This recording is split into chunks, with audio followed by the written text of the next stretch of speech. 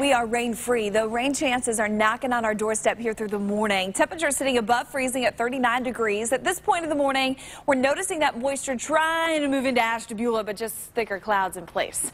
So as we continue to see that moisture move in from the north to the south, it'll eventually hold together. But your chances are more likely at about 8, 9 o'clock. Not so much here in the 4 and 5 o'clock hours. It's a cooler start, that's for sure, as many of us finding 30s. 40 for Mentor, though, 36 Ravenna, 35 Canton, 37 Millersburg, 36. Hopefully you enjoyed your weekend in Lorain County, as yesterday was high, dry, and chilly. Breezy, too, and we still have the winds. Winds up at 22 miles per hour in Cleveland, 19 miles per hour in Worcester, 19 for Ashtabula. So there is a bit of a wind chill factor.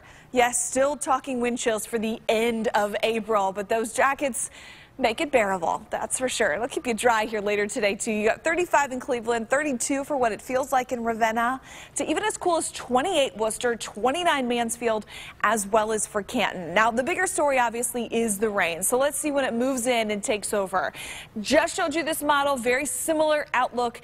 8, 9 o'clock is when it lines up for us, especially for Eastsiders, stretching a little farther west here, back towards Medina, even Lorain counties.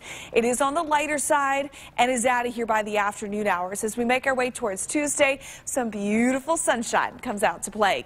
And the amounts are pretty light, at about a 1/10 or so, though Thursday's chance, as you're going to see here in your Power of 5 7-day forecast, looks a bit better. That's where we could see about a 1/4 of an inch or so.